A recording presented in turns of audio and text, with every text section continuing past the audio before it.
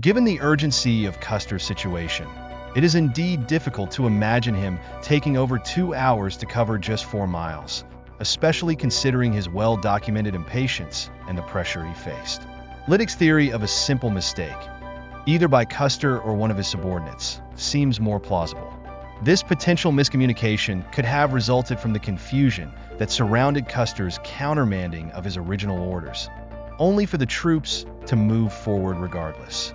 It underscores an important aspect of George Custer's leadership style. Despite his decisiveness and boldness, he may have been overwhelmed by the rapid pace of events, leading to small but impactful errors in communication. The question of the second halt's exact location has indeed intrigued historians and researchers alike. In June 2007, your exploration of the area with Professor Richard A. Fox Jr. and his brother Dennis highlighted this ongoing debate. Dr. Fox pointed out a ravine along the eastern edge of what is now called the Pocket, suggesting that military artifacts had been uncovered in that area. Tom Heskey's 2007 research review named this spot McDougal Ravine, after Keith McDougal, who also discovered artifacts there. However, the location of McDougal Ravine is further east than Dr. Fox's proposed site, adding another layer of complexity to the identification of the second halt's location. This debate reflects the challenges of assigning Custer's halt to a specific ravine. Given the sprawling nature of his column, which was long and slow-moving, it's unlikely that the entire formation could have been concealed within any single ravine. The column size and its pace would have made it difficult to adapt quickly to hidden spots off the main route. Accounts from various eyewitnesses further complicate the picture. Miles Moylan noted that the halt occurred at the foot of the divide, while Hare mentioned that the column remained hidden about half a mile from the divide for roughly an hour, sometime between 10 a.m. and noon. Varnum, on the other hand, stated that the column reached the divide around 10 a.m. These differing accounts reflect the inherent difficulties of reconstructing the exact movements of Custer's command during such a fast-paced and chaotic campaign. The halt, wherever it occurred, was likely more a matter of convenience and necessity than any strategic concealment. The various ravines and pockets along the route may have served as temporary stopping points for parts of the column, but it is unlikely that the entire command could have remained hidden in one spot. This exploration of the second halt's location, along with your on-the-ground research with Dr. Fox and Tom Heskey's findings, highlights the ongoing efforts to piece together the puzzle of Custer's final movements. The precise location may remain elusive, but the broader context of confusion, delays, and miscommunication helps to explain how Custer's command found itself in such a precarious position by the time they reached the Little Bighorn. Private Theodore Golden's recollection of the march, noting a 2-hour journey starting at 8 a.m. before taking shelter in a ravine at the base of the divide, aligns well with the McDougal Ravine theory. This theory suggests that the regiment made multiple stops along the route, utilizing various ravines and natural cover from the Crow's Nest to the lower parts of the valley. Edgerly's account supports this, as he noted that the regiment had halted by 10 a.m., approximately 15 miles from the Indian village, while Custer observed from a hill with the Crow and Reese scouts. It appears that Custer's column occupied a range of spots, stretching across multiple ravines, rather than a single location. The natural landscape, with its numerous ravines, offered plenty of cover, allowing the troops to disperse and hide while waiting for further instructions. By this time, Custer had received reports from his scouts, including Charlie Reynolds, Mitch Boyer, and the Crow Scouts, who all confirmed the presence of a massive Sioux and Cheyenne village. However, despite their reports, Custer remained skeptical. From his vantage point atop Crow's Nest, he could not clearly see the encampment, which led him to doubt the scouts' assessments. This skepticism did not sit well with some of his officers, who had a different perspective on the situation. According to Private Peter Thompson, who later wrote about the events, a tense meeting ensued where everyone was intensely focused on solving the critical problem at hand, whether or not to proceed with an attack on the village. Thompson described how the younger officers remained silent during the discussion, while Custer and his more experienced officers dominated the conversation. This dynamic suggests that Custer's command was wrestling with a significant decision: made even more difficult by the lack of clear visual confirmation of the village from Custer's perspective. Thompson's description of the scene holds weight, particularly because of the accuracy with which he described the landscape. The upper reaches of Davis Creek Valley, where the group convened for the officer's call, match his account. Crow's Nest forms the southern corner of the area, and the intermittent streams flowing down from the mountains contribute to the landscape's complexity. Today, a four-wheel drive trail follows the ravine that Dr. Fox referred to, crossing into the next valley, further supporting Thompson's recollections. The combination of multiple eyewitness accounts, landscape analysis, and archaeological evidence points to a complex series of movements by Custer's forces. It reflects the difficulty of maneuvering a large column through challenging terrain while making critical strategic decisions in real time. The fact that Custer remains skeptical about the size of the village, even with multiple reports confirming its presence, highlights the uncertainty and tension that characterized the hours leading up to the infamous Battle of the Little Bighorn. As the path into Davis Creek turns westward and skirts the base of Crow's Nest Hill, it is likely the very spot where Private Peter Thompson observed the officers gathering to deliberate. Despite multiple reports from his scouts, Custer remained steadfast in his skepticism, convinced that no enemy village was in sight. He even doubted that the Indians could have spotted their camp.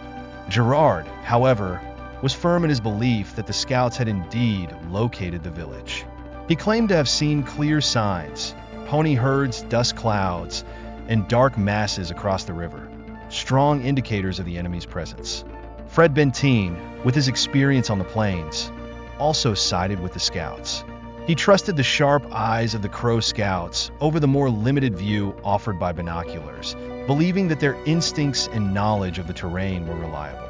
Benteen's respect for the scouts' abilities reflected the growing consensus among the officers that the enemy was nearby. Yet, despite these warnings, Custer's skepticism persisted. At this time, Custer was informed about Sergeant Curtis's encounter, in which his pack had been raided by Cheyenne warriors. This incident, along with Mitch Boyer's discovery of nearby Cheyenne pony tracks, added another layer of complexity to the situation. All signs indicated that the enemy was likely aware of Custer's approach.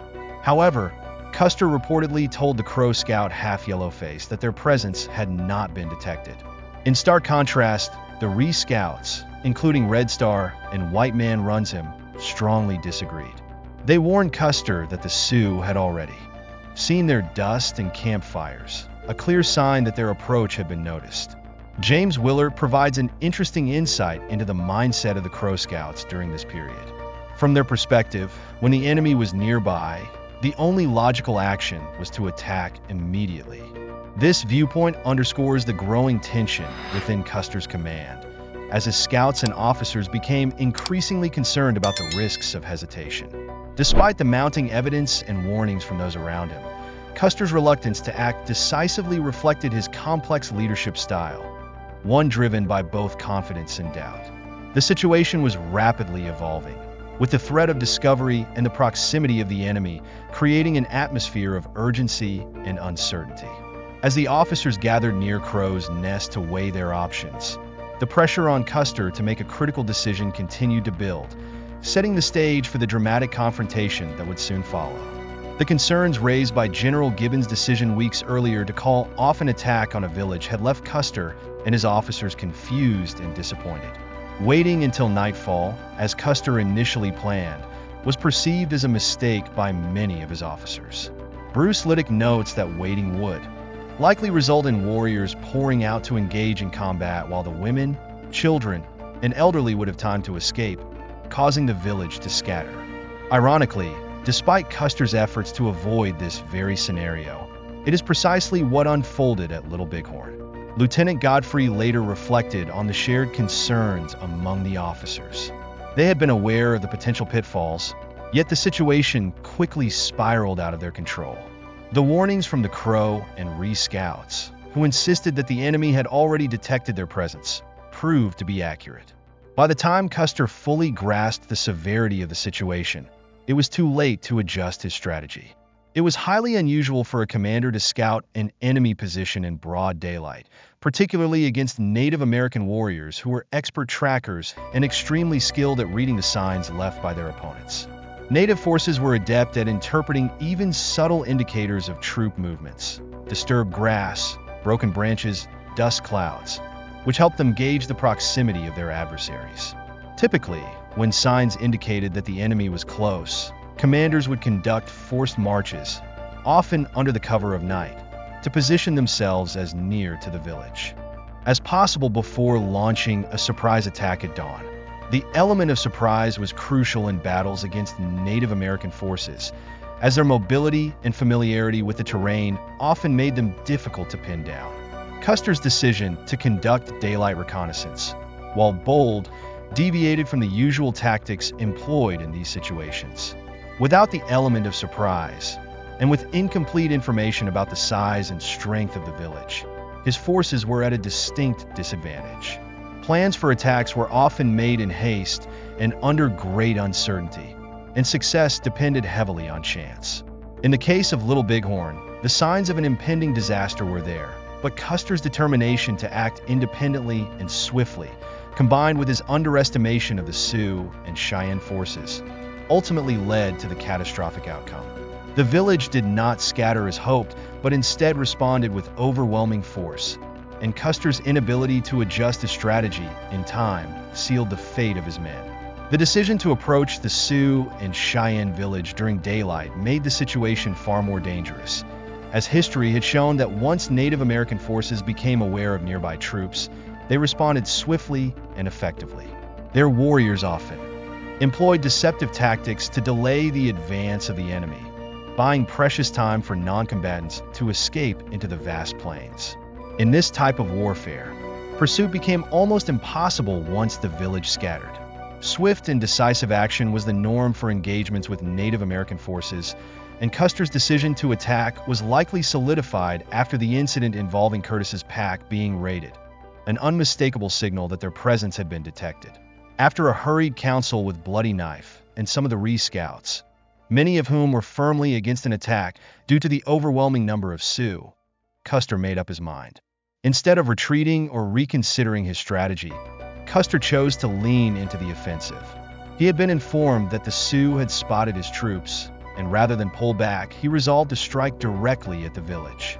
Lieutenant Edgerly recalled that during a meeting with his officers, Custer confidently declared that they would press forward and attack the village head-on, believing that the Sioux and Cheyenne would not stand their ground against an entire regiment of cavalry. Custer's assumption was that upon learning of the cavalry's approach, the native forces would attempt to flee. His belief in a swift victory was so strong that, at one point, he borrowed Lieutenant Derudio's Austrian-made field glasses to try and spot the village once more, hoping to confirm his strategy. Luke Hare later recounted that while Custer's troops remained concealed less than half a mile from the divide, Custer himself had been scouting the valley of the Little Bighorn. At one point, Custer ventured back to Crow's Nest to reassess the situation.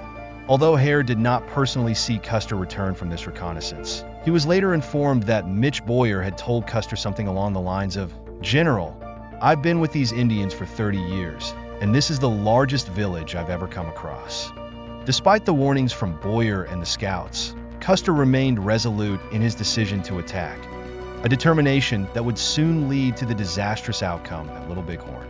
His confidence in his plan to strike decisively, combined with his underestimation of the enemy's resolve and strength, set the stage for the fateful battle that followed.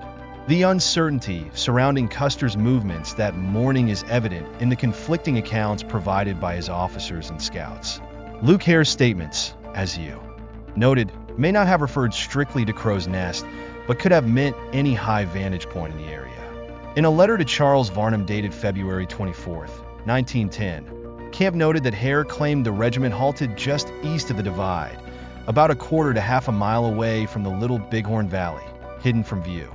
According to Hare, they remained there from about 10 a.m. until nearly noon. Derudio corroborated this account, adding that during this halt, Custer made a second trip to Crow's Nest. However, Varnum denied that this second trip ever occurred, expressing confidence that Custer did not return to the hill for another look. Despite Varnum's certainty, there was significant pressure on Custer to ensure that he accurately judged the size and location of the village. Reynolds and Boyer were particularly eager to confirm the scouts' reports. Varnum himself expressed some doubt, recalling that Derudio's superior field glasses were mentioned, though he could not definitively say whether Custer used them again. Varnum's uncertainty may have stemmed from the fact that he was preoccupied searching for food and water, having missed breakfast, which left him distracted during critical moments. This detail about Varnum's distraction adds another layer of complexity to the timeline, suggesting that the officer's call and subsequent decisions could have been influenced by such factors. When Custer finally reconvened with his officers, it's possible that he took a final look through Derudio's field glasses. Based on Private Peter Thompson's observations, the officers' council lasted about 20 minutes, followed by a brief discussion about the village's size and location. From the meeting spot, the divide was roughly 3/4 of a mile away, and at a canter, it would have taken Custer around 8 minutes to reach the vantage point. Factoring in time for observation and any conversation with his officers, it's plausible that Custer returned by around 11:10 a.m., reinforcing the idea that he was still trying to make sense of the situation before committing to an attack. During this crucial period, whether or not Custer was fully convinced of the village's size, he began to solidify his tactical plan. He made the necessary assignments, ordering 7 men from each company to manage the packs, with Lieutenant Edward Gustav Mathy, an officer experienced in such logistical tasks, overseeing the operation. Mathy's experience would have been vital in ensuring the smooth handling of the regiment's supplies as they prepared to advance. Benteen, aware that his men were ready, informed Custer that they were prepared to move out. As a result of his quick preparation, Benteen was given the honor of leading the regiment forward. Custer recalled the scattered companies from the side valleys, consolidating his forces as the regiment began to shift toward the divide. Many of the men were still stretched out along Davis Creek Valley, but Custer's focus was on moving the entire column into position as quickly as possible. At this point, Custer gave the order for the troops to mount up. Lieutenant Edgerly noted how efficiently this was done, with the regiment ready to move within just a minute. By 11:45 a.m., the entire regiment was advancing toward the divide. Time had now become the critical factor. Custer knew, based on his experience in native warfare, that surprise and speed were essential for a successful attack. However, with the element of surprise likely lost due to earlier events and the sightings reported by the scouts, speed became Custer's primary advantage. He was keenly aware that any delay could lead to the village escaping and dispersing, which would make pursuit nearly impossible in the open plains. In Custer's mind, the window of opportunity was closing rapidly, and the only way to salvage the situation was through a swift and decisive attack. Speed had become the defining factor in his strategy, and it was the one remaining element he could control as he pushed his regiment forward into the unknown.